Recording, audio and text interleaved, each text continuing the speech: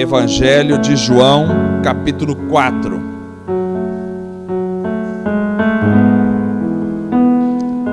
É um texto riquíssimo.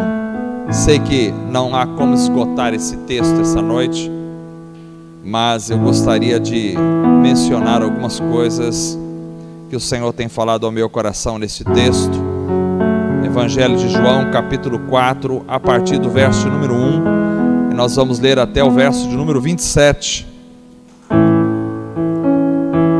Diz assim a palavra do Senhor: os fariseus ouviram falar que Jesus estava fazendo e batizando mais discípulos do que João, embora não fosse Jesus quem batizasse, mas os seus discípulos. Quando o Senhor ficou sabendo disso, saiu da Judéia e voltou uma vez mais a Galileia. Era-lhe necessário passar por Samaria. Assim chegou a uma cidade de Samaria chamada Sicar, perto das terras que Jacó dera a seu filho José. Havia ali o poço de Jacó. Jesus, cansado da viagem, sentou-se à beira do poço.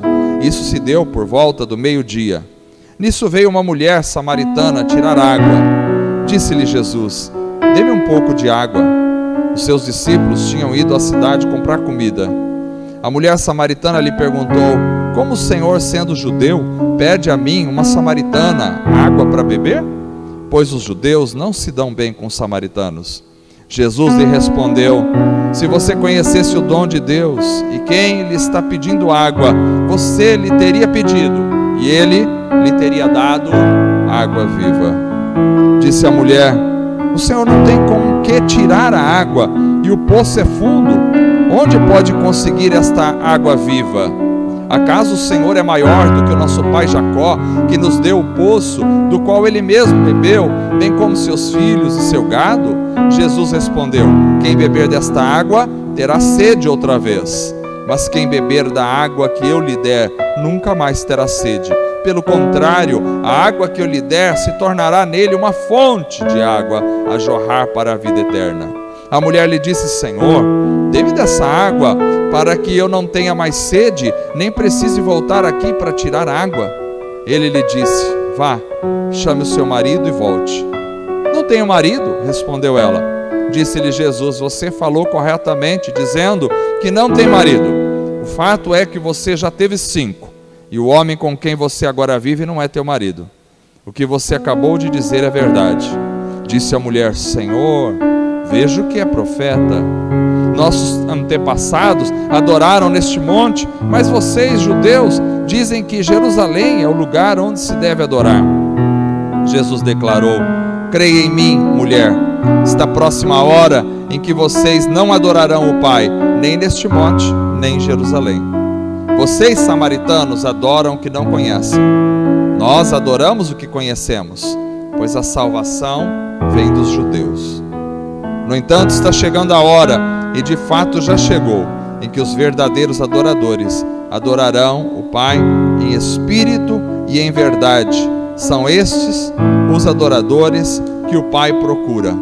Deus é espírito, e é necessário que os seus adoradores o adorem em espírito e em verdade.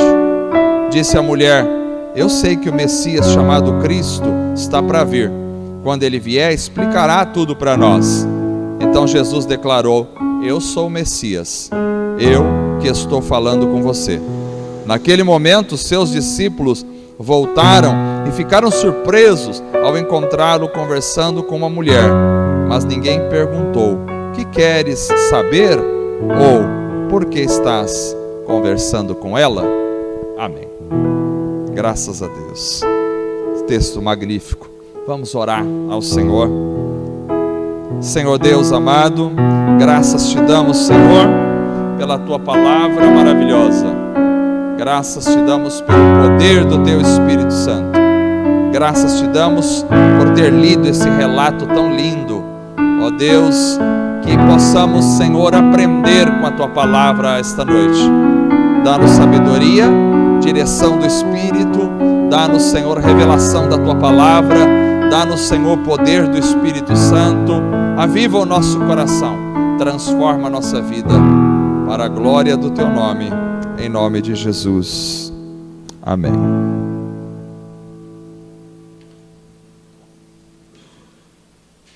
Amados irmãos, eu estou lendo um livro de Martyn Lloyd-Jones chamado Avivamento.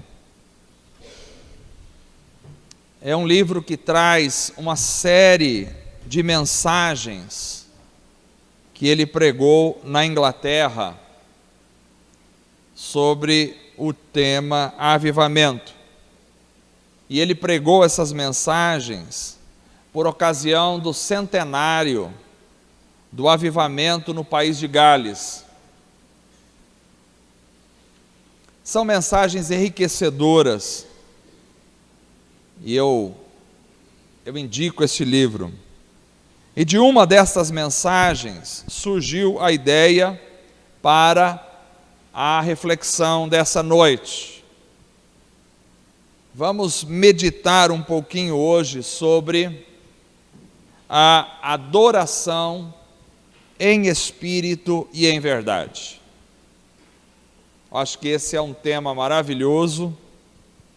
Eu penso que é um tema importantíssimo para a vida da igreja. E, em certo sentido, eu penso que é um tema um tanto enigmático. Fica sempre uma pergunta ao meu coração: o que é adorar em espírito e em verdade? O texto que nós lemos essa noite relata o encontro de Jesus com a mulher samaritana. Diga-se, não de passagem, que ela não tem nome no texto. É sempre bom observar quando alguém não tem nome. É bom observar também quando alguém tem nome. É interessante porque me parece que o texto de João capítulo 4, que nós lemos, está fazendo um contraste com o capítulo 3. E como notou o Craig Keener no comentário do Evangelho de João, eu também entendo que me parece que João utiliza às vezes este recurso do contraste. Se você olhar no capítulo 3, que é o capítulo anterior, nós temos o encontro de Jesus com Nicodemos. É bom lembrar que os textos da Bíblia foram escritos sem capítulos e sem versículos. A divisão em capítulos e versículos, ela veio muito tempo depois, por questões de facilidade de encontrar os textos. Mas o texto é escrito corrido. Então, naquilo que nós temos como capítulo 3, que é o capítulo anterior, nós vamos ver o encontro de Jesus com Nicodemos. Nicodemos era um líder judeu, e ali se dá um momento em que o nome do personagem, Nicodemos, é muito claro no texto. Nós temos no capítulo 3 o encontro com Nicodemos, e nós temos no capítulo 4 o encontro com a mulher samaritana. Capítulo 3 nós temos um líder judeu e com nome. No capítulo 4 nós temos uma mulher sem nome e ainda pertencente a um povo desprezado, que era o povo samaritano. Vejam o contraste. Mas interessante é que no capítulo 3 nós temos uma conversa sobre o novo nascimento. E no capítulo 4 nós temos uma conversa sobre a adoração.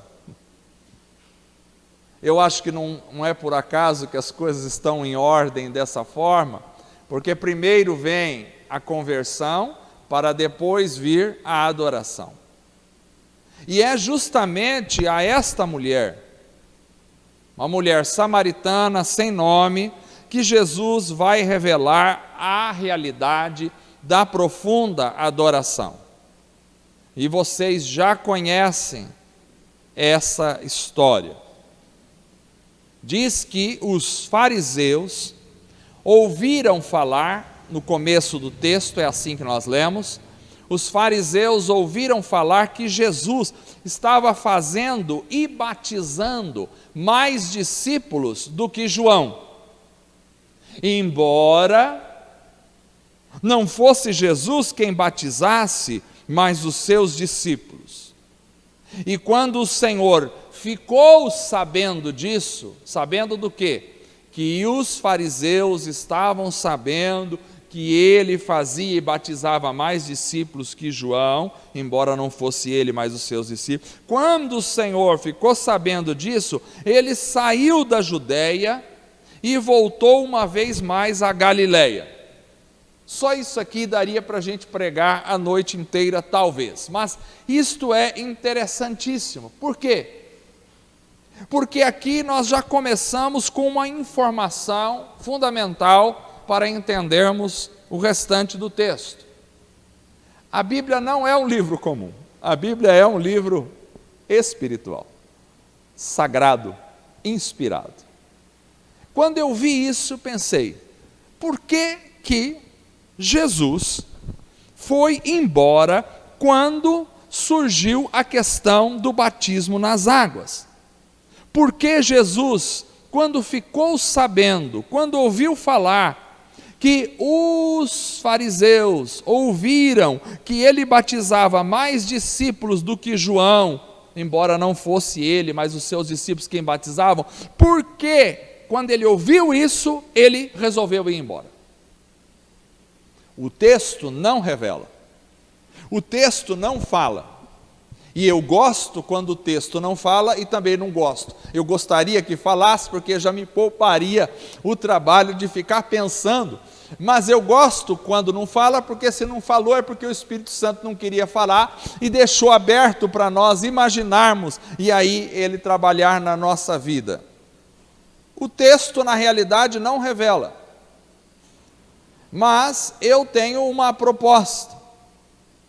Eu acho que Jesus foi embora quando essa situação começou a vir à tona, porque na realidade a proposta, o objetivo de Jesus não era batizar com água,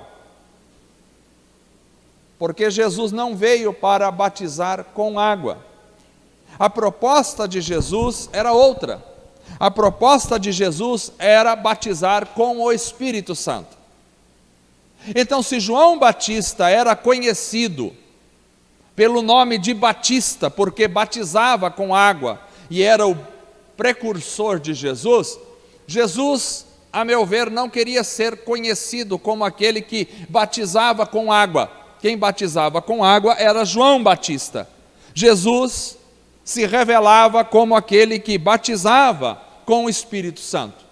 Aliás, o próprio João Batista vai dizer no Evangelho de Mateus, capítulo 3, verso 11, ele diz, eu os batizo com água para arrependimento. Eu, João Batista está dizendo. Mas depois de mim vem alguém mais poderoso do que eu, tanto que eu não sou digno nem de levar as suas sandálias. Ele os batizará, não com água, com o Espírito Santo e com fogo. Que maravilha! Se João batizava com água, que é o que os homens podem fazer, Jesus batiza com o Espírito Santo, que só ele pode fazer. Então Jesus não veio para batizar com água, aquilo que eu e você podemos fazer, embora o batismo com água é ensinado por Jesus, é uma obrigação da igreja, mas o batismo com água os homens podem fazer. Mas Jesus veio fazer aquilo que os homens não podem fazer. Ele veio batizar com o Espírito Santo. Isso só Deus pode fazer. Então, esse relato que vai desembocar lá na mulher samaritana, esse relato já começa, de alguma forma, buscando, a meu ver, trazer uma realidade sobre o ministério poderoso de Jesus na ação do Espírito Santo. O Espírito Santo agindo no ministério de Jesus e na ação de Jesus.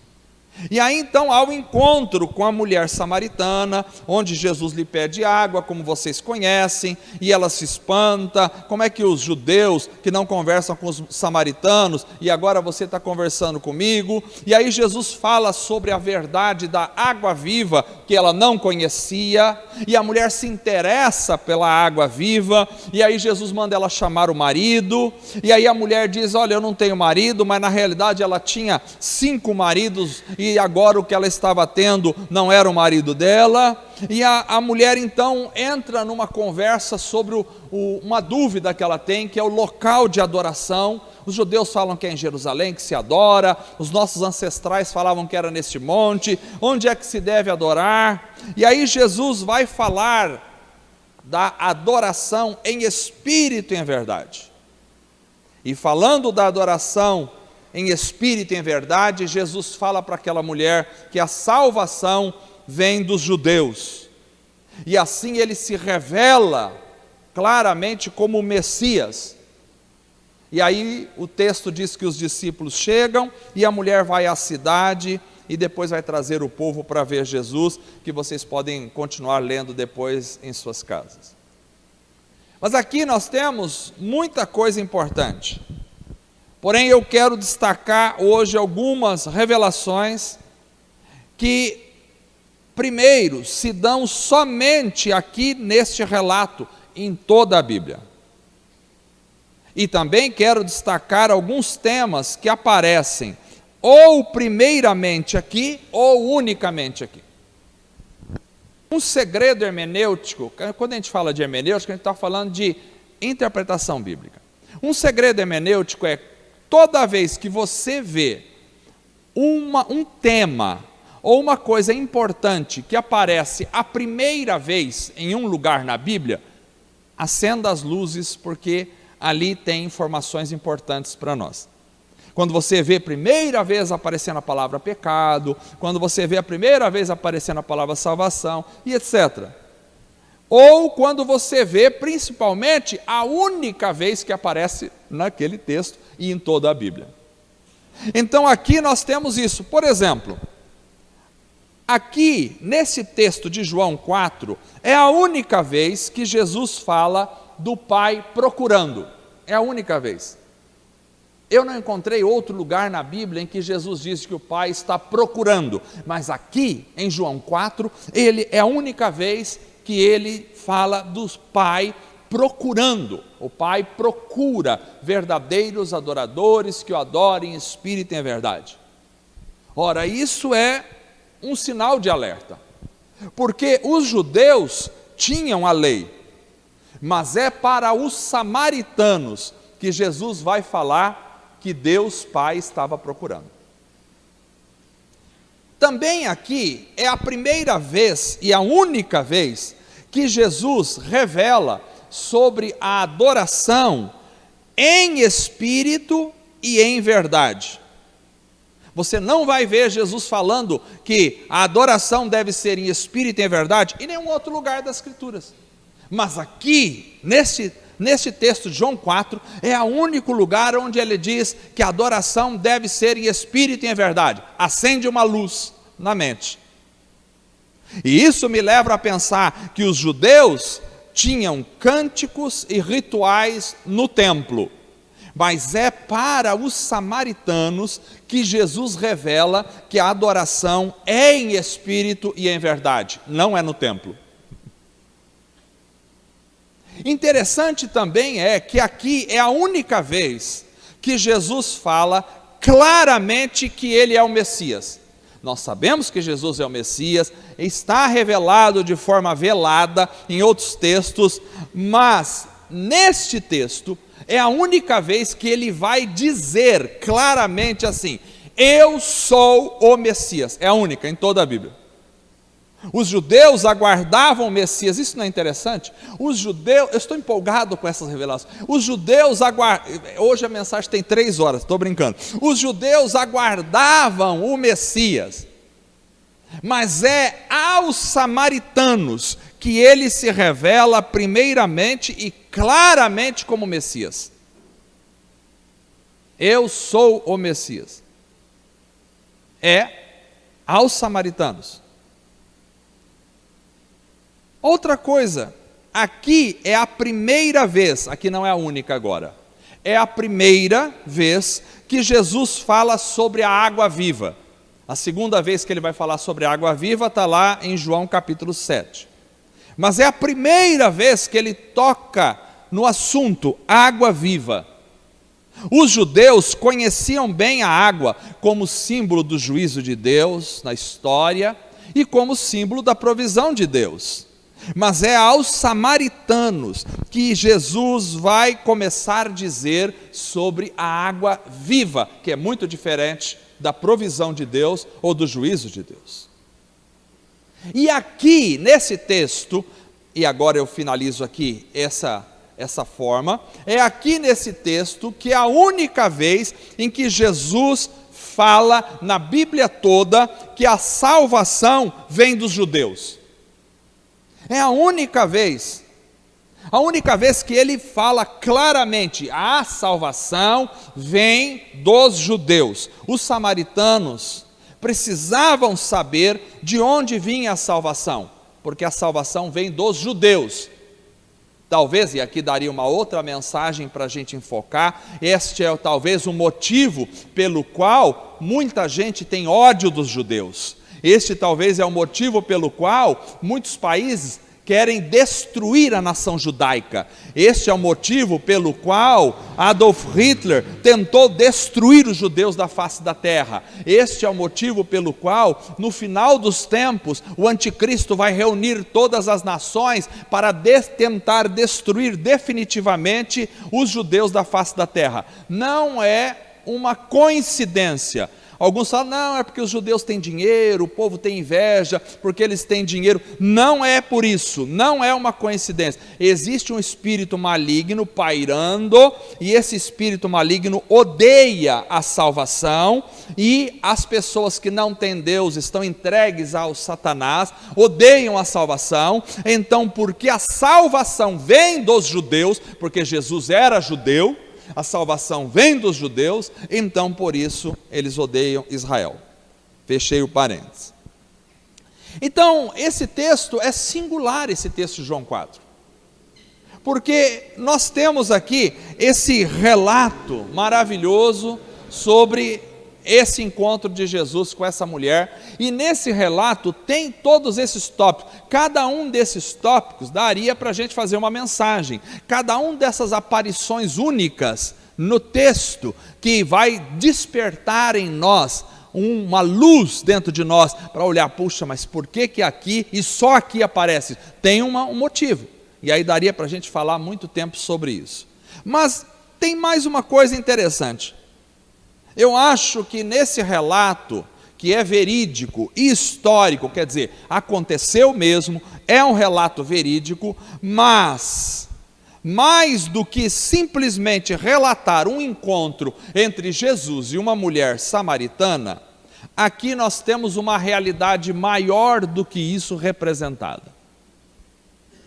Me parece que aqui nós temos a revelação de que o ministério de Jesus iria atingir tanto judeus quanto gentios. O mundo naquela época era dividido para os judeus em dois povos apenas: judeus e gentios, que são não judeus. Eles não dividiam o mundo assim, não, japoneses, chineses, gregos, romanos, não, judeus e não judeus. Então aqui me parece que nós temos uma revelação de que o ministério de Jesus iria atingir tanto judeus quanto gentios. Porque Jesus, preste atenção, vindo dos judeus, encontra a samaritana, que aqui é uma representação dos gentios. A própria samaritana diz para Jesus, vocês judeus. O próprio Jesus diz para a samaritana, a salvação vem dos judeus. Então essa samaritana aqui me parece representar bem as nações gentílicas. Veja bem as peculiaridades. Ela é uma mulher, A mulher naquela época era, naquela sociedade, considerada inferior só por ser mulher. Era um costume social, uma memória social que havia ali. Então Jesus vai lidar com uma mulher que naquela época era considerada inferior. E até os discípulos ficam espantados pelo fato dele estar conversando com uma mulher, porque um homem não parava para conversar com uma mulher na rua. Não conversava. A mulher era como se fosse uma classe mais baixa. Agora, preste atenção, para o judeu, judeu era judeu e todos os gentios eram uma classe mais baixa. Os gentios eram desprezados. Assim como aquela mulher era desprezada socialmente, religiosamente, os judeus desprezavam e consideravam os gentios inferiores. Além disso, aquela mulher era mais desprezada do que simplesmente por ser mulher, porque ela era samaritana, e os samaritanos eram uma raça desprezada pelos judeus. Por quê? Porque lá atrás, na época do exílio, quando Senaqueribe levou o povo judeu do reino norte de Israel embora, repovoou a cidade de Samaria com outras etnias, com outras nações, e os judeus que ficaram em Samaria casaram e se misturaram com outras nações. Então eles perderam a qualidade de ser chamados de judeus e começaram a ser chamados de gentios, e mais odiados do que os gentios ainda, porque eles traíram, na visão dos judeus, traíram a pátria, casando com gentios. Então aquela mulher, ela era considerada inferior e desprezada. Mas mais do que isso, além de tudo isso, aquela samaritana vivia uma vida de promiscuidade. Porque Jesus disse: você já teve 5 maridos, e o que você vive agora não é teu marido. E essa vida de promiscuidade desta mulher remete ao pensamento judaico em relação aos gentios, porque os gentios eram considerados pelos judeus como profanos e promíscuos em todos os aspectos, não só no aspecto moral, mas também no aspecto religioso, porque ao invés deles pertencerem ao único Deus e viverem com esse único Deus, eles pertenciam a deuses pagãos, por isso 5 maridos também, eles pertenciam a vários deuses pagãos e viviam uma vida com esses deuses, e por isso era considerada uma promiscuidade religiosa. Então aqui nós temos o retrato de Jesus, o judeu, alcançando o mundo gentílico a partir desta mulher. E isso é muito importante, porque a partir da rejeição de Jesus pelos judeus, é exatamente isso que aconteceu. Quando os judeus rejeitam a Jesus, foram os gentios que perceberam a nova realidade da vida espiritual, em que o Pai, apesar dos judeus, o Pai continuava procurando verdadeiros adoradores. Foram os gentios que perceberam isso. Os judeus acharam: o Pai já nos encontrou. E Jesus fala para aquela mulher: o Pai não encontrou, Ele ainda está procurando. Significa que a adoração de vocês não está valendo de nada, porque Ele ainda está procurando. São os gentios, majoritariamente, que vão perceber que, apesar do templo dos judeus, a adoração é em espírito e em verdade, não é nem em Gerizim, nem em Jerusalém.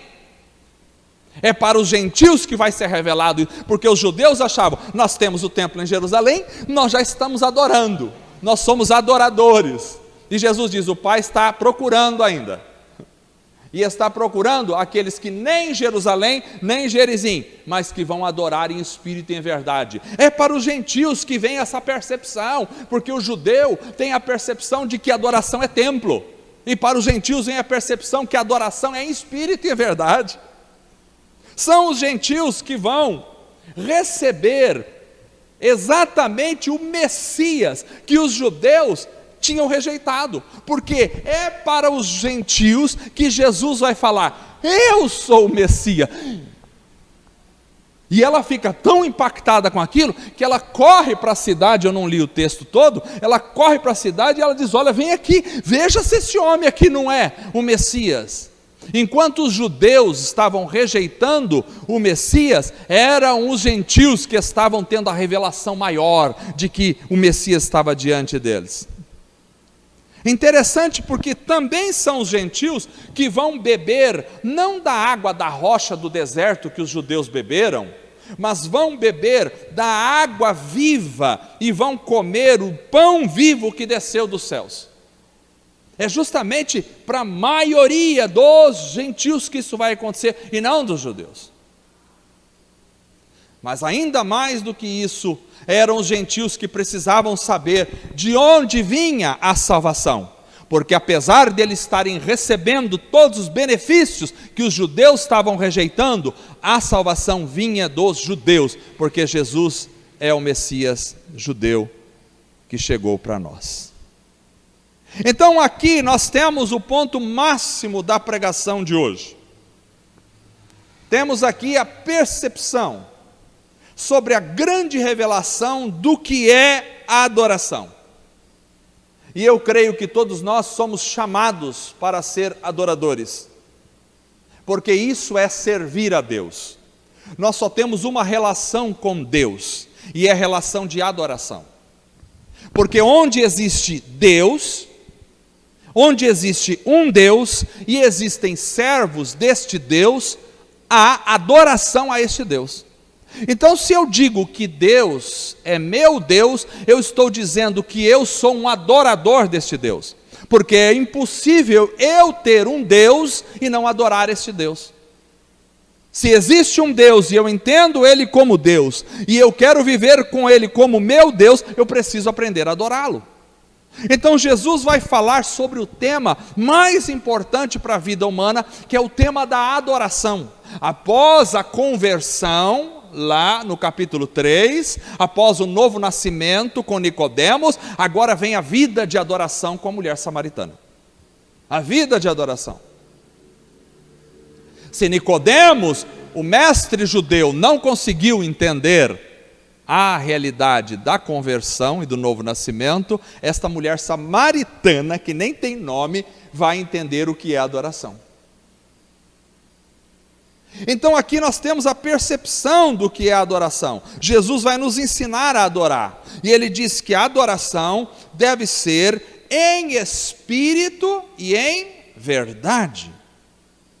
Estes são os adoradores que o Pai procura, aqueles que adoram em espírito e em verdade. Então aqui nós vemos que a adoração, ela é uma moeda de duas faces.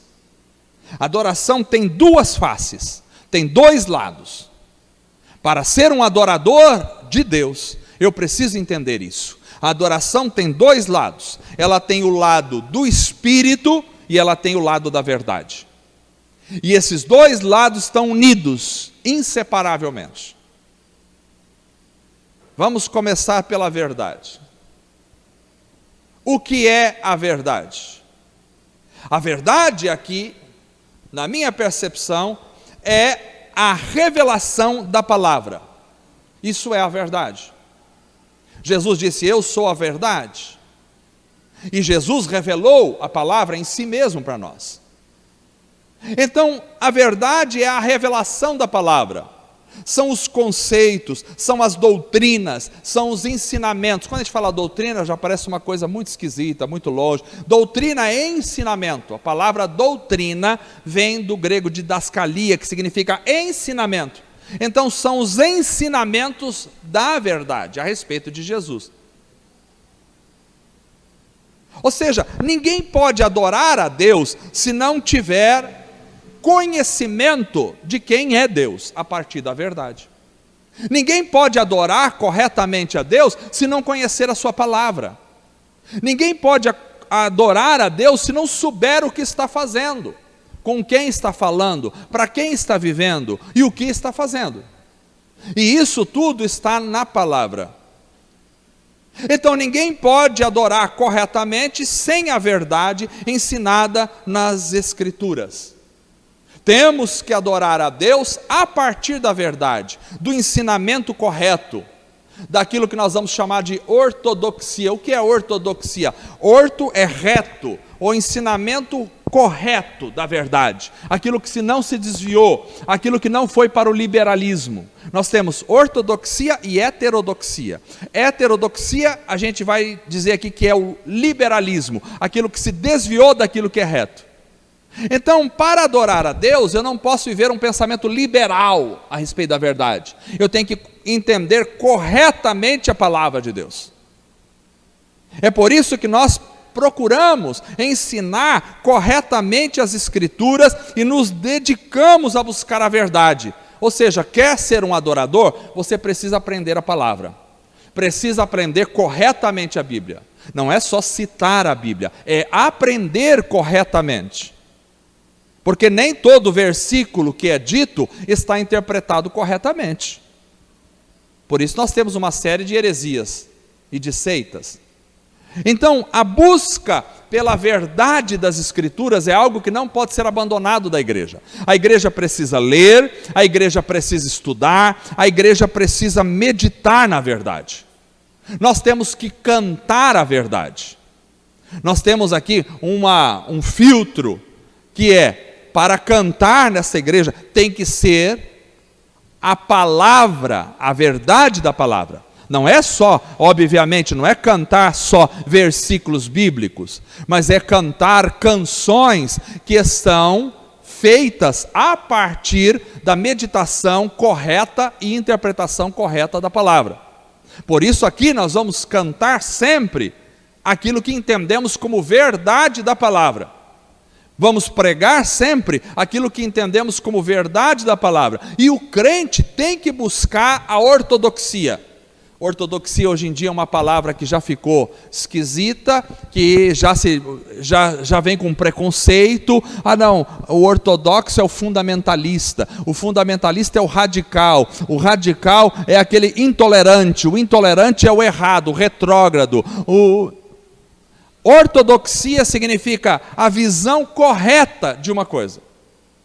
Então, quando você olha para um texto, você tem que entender o que aquele texto está dizendo. Para adorar a Deus, eu preciso compreender corretamente. Ah, mas o senhor está batendo muito nisso aí, isso aí. Não, isso é a verdade.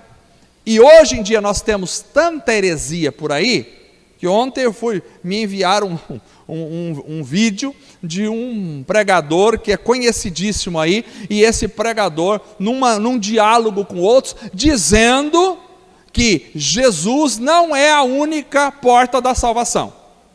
Que isso aí é uma invenção da igreja, que não é só Jesus que salva, não. Tem outros que salvam também por aí. Então, isso é uma pessoa conceituada no meio evangélico que está ensinando por aí essas maluquices. Então, é importante bater na ortodoxia. Ou seja, é importante a gente entender corretamente o texto. Para ser um adorador, eu preciso buscar e compreender. E eu fico muito impressionado, porque eu percebo que às vezes as pessoas passam 10, 20 anos ouvindo as pregações da verdade, e daí ouve uma mensagem lá herética na internet, e acha, nossa, que coisa mais linda, igual o pastor está pregando. Não é igual.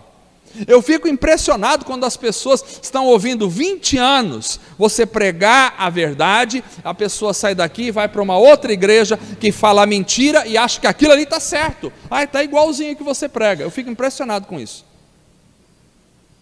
Então a gente precisa entender as coisas. Isso tem que ficar muito claro na nossa mente. Existe o falso evangelho e existe o verdadeiro. E existe a palavra, que nós precisamos caminhar pela palavra.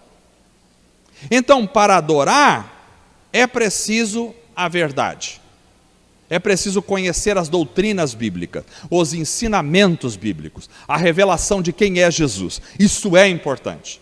A doutrina, que significa ensinamento, é importante para a adoração, porque a adoração é em verdade. Não é na falsidade, na mentira, na heresia. Agora tem uma outra questão, e eu vou para a segunda parte aqui. A verdade não é tudo para se adorar. E isso é muito importante de ser mencionado. Porque como tem muita gente falando abobrinha, falando coisa fora da palavra, então a gente tem a tendência a se contentar quando encontra uma mensagem e fala assim: olha, está na verdade, não pregou nenhuma heresia, graças a Deus. Só por isso já é graças a Deus, mas não é o suficiente. Como tem muito cântico ruim, que está falando um monte de besteira que Deus nunca ensinou, em nome de Deus, quando a gente encontra um cântico, que a gente fala: olha, esse cântico aqui está falando só coisa da palavra, pronto, já está bom, estamos satisfeitos com isso, não é o suficiente. Eu diria, não é o suficiente pregar a verdade, não é o suficiente. Não é o suficiente cantar a verdade, não é o suficiente. Porque a adoração não é só em verdade. A adoração é em verdade e em espírito. Às vezes eu estou tão cansado de tanta heresia, que eu fico preso só na verdade, mas nunca chego no espírito. O Martin Lloyd Jones diz nesse livro Avivamento, uma frase que eu achei impactante. Ele diz assim: não estamos correndo, uma pergunta, não estamos correndo o risco de nos contentarmos simplesmente porque as nossas crenças são corretas? É um risco. Nos contentarmos só porque as nossas crenças são corretas? E ele conclui dizendo: nossas crenças podem ser corretas e ainda assim podemos perder a vida, a parte vital, o poder, aquilo que realmente faz da adoração o que ela deve ser, algo no espírito e na verdade. Então é um grande problema quando a gente se contenta só com a verdade. A verdade é fundamental, nós não podemos abrir mão dela. Só que nós não podemos nos contentar só com a verdade e perder o poder do Espírito. Nós precisamos dos dois. A igreja só vai se sustentar espiritualmente se ela tiver a ortodoxia e o poder. Por isso Martin Lloyd Jones chama a mensagem, o capítulo da mensagem, ortodoxia morta. Ou seja, os caras estão falando tudo certinho, mas o poder não está entre eles. Os caras estão cantando tudo certinho, não tem um erro na música que eles cantam, mas é uma música fria, gelada, eles estão gelados, não tem a ação do poder do Espírito Santo. Então eles se tornaram ortodoxos, corretinhos, mas mortos. Ortodoxia morta é tão prejudicial quanto liberalismo. Porque se o liberalismo é prejudicial porque desvia a pessoa da verdade, a ortodoxia morta é prejudicial porque ele encontra a verdade, mas não encontra o poder. Aí ele, mas é isso então? É só isso aí. E aí ele encontra uma religião certinha sem o poder de Deus. E isso vai levá-lo também ao mesmo buraco. Então nós precisamos de adoração na verdade, mas nós não podemos perder a adoração em espírito. E como é a adoração em espírito? A adoração em espírito é a partir do Cristo, que não batiza com água.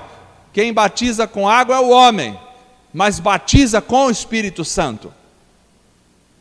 Então, quando eu me contento com o batismo com água, entenda isso. Quando eu me contento só com o batismo com água, eu me contento só com o teclado bem dedilhado, o violão bem dedilhado, quando eu me contento só com a bateria bem tocada, quando eu me contento só com a letra bem produzida, mas eu não tenho o poder do Espírito, eu estou batizado só em água, mas não no poder do Espírito Santo, porque Cristo veio não para batizar em água, isso o homem pode fazer, o homem pode tocar, o homem pode ensinar, mas Cristo veio para encher do poder do Espírito Santo. O que nós precisamos também, além da verdade, é o poder do Espírito, e nós não podemos abrir mão disso. Não podemos abrir mão da adoração em espírito. Eu não quero uma adoração herética, com certeza não. Eu não quero uma adoração sem a verdade, mas eu também não quero uma adoração sem o poder. Não quero. Às vezes eu me contento com a adoração só da verdade, mas eu não tenho o poder, e ela está manca, e ela está defeituosa. Ela não é adoração para Deus. Para ser uma adoração, o Pai não procura só os que adoram em verdade, o Pai procura também os que adoram em espírito. Isso é muito importante, porque quando a adoração fica só na verdade, mas não tem o espírito, ela está morta. E quando a adoração busca só o espírito, mas não a verdade, ela está maluca, perdida. Ela está sem a mente, ela está no fanatismo.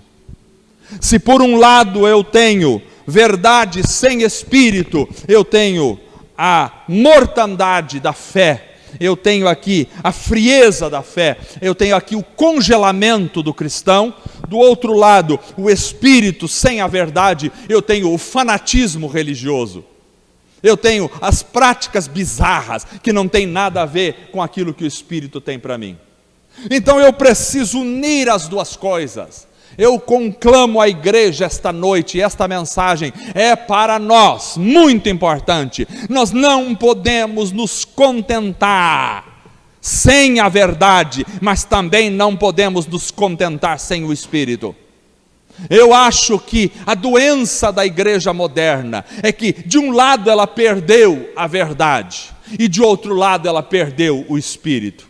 Existem aquelas que perderam a verdade e buscaram o Espírito e estão fazendo bizarrices por aí e coisas completamente fora da palavra e coisas completamente heréticas.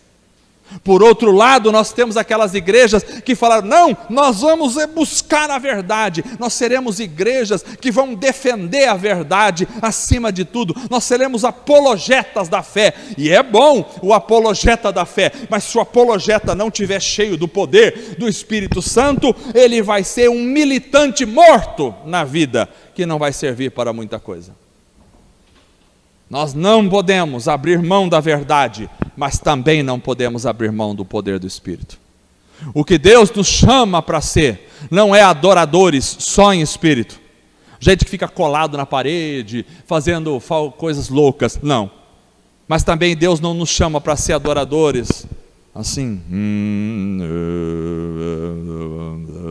não, Deus não nos chama. Deus nos chama para viver uma vivacidade, viver a unção do Espírito, a graça de Deus, o poder de Deus manifesta em nosso meio. O poder de Deus precisa estar na nossa vida, precisa estar no nosso coração. As pessoas precisam olhar para nós e ver Jesus, ver o poder do Espírito fluindo de nós. Tem que ver um homem ou uma mulher correta nas suas crenças, nas suas doutrinas, mas também tem que ver um homem ou uma mulher cheia da graça e do poder do Espírito. Você, ao levar o Evangelho, você vai atuar em duas partes. Você vai levar a palavra verdadeira e correta que vai transformar a vida das pessoas, mas também vai levar junto o poder do Espírito Santo que vai modificar a vida das pessoas. Não basta só uma palavra fria se não tiver o poder do Espírito, porque se bastasse só a palavra, Jesus tinha dito: podem ficar com a palavra, é isso aí mesmo, decorem isso, vivam isso e pronto. Não saiam de Jerusalém. Jesus diz: não saiam, mas eles não estavam treinados, eles não tinham aprendido a palavra. 3 anos de seminário com Jesus, dia e noite ouvindo as palestras e as palavras de Jesus, perguntando a Jesus, aprendendo.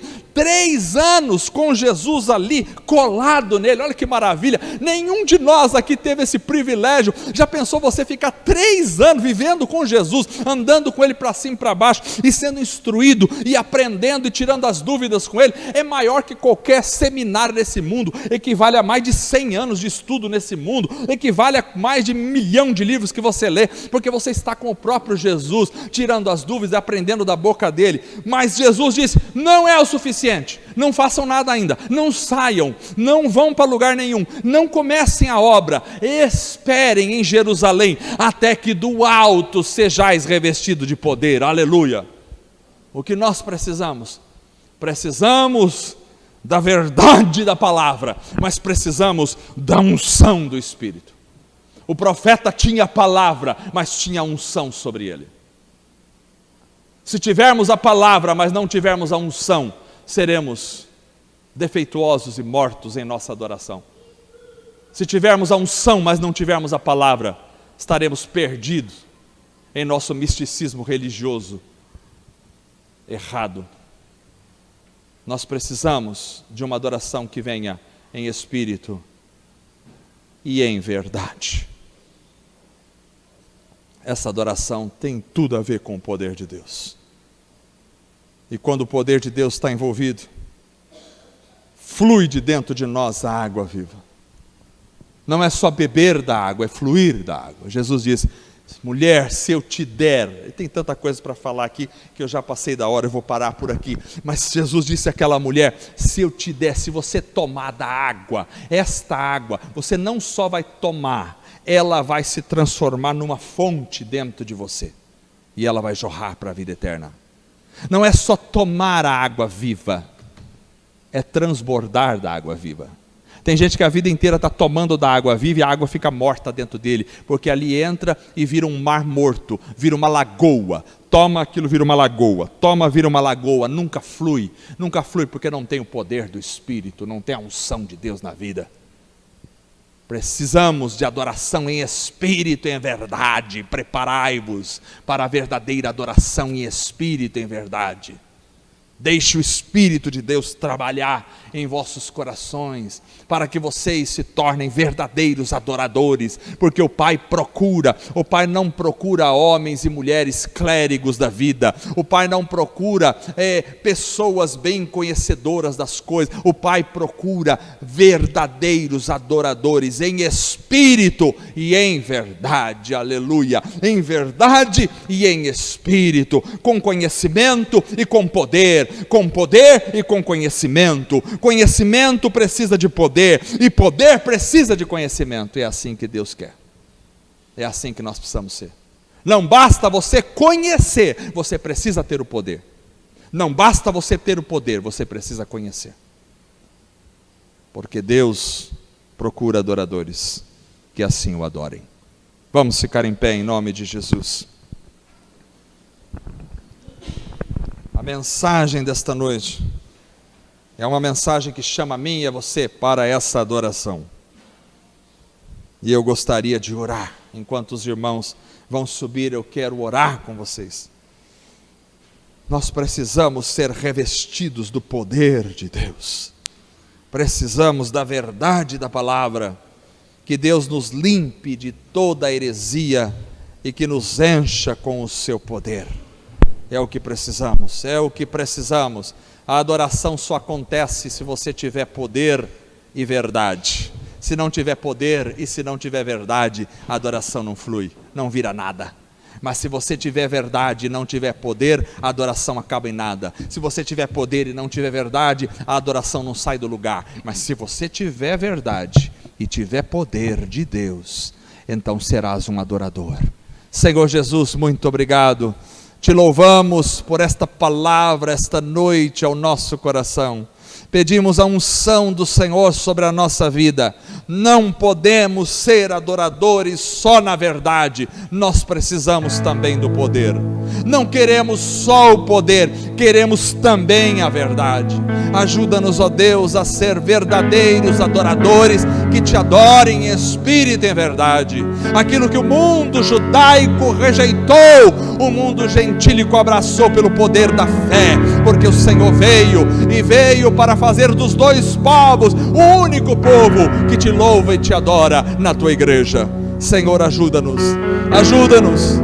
Não importa se não temos nomes para ser apresentados, não importa se não estamos, Senhor, nos outdoors da vida. Não importa se não somos conhecidos como estrelas no mundo gospel. Não importa, Senhor, ter o nosso nome estampado, Senhor, nas mídias da vida. Não importa. O que nós queremos é mesmo o anonimato, mas que recebe a água viva e que te adora em espírito e em verdade. Venha fortalecer a tua igreja. Faz de nós verdadeiros adoradores, ó Pai. Senhor, reveste o nosso coração com o poder do Espírito Santo. Nós precisamos do poder do Espírito Santo sobre a nossa vida. Não nos deixa viver, Senhor, na frieza de uma ortodoxia morta. Não nos deixa viver, Senhor, num fogo que não vem do teu altar, mas fortalece a nossa vida.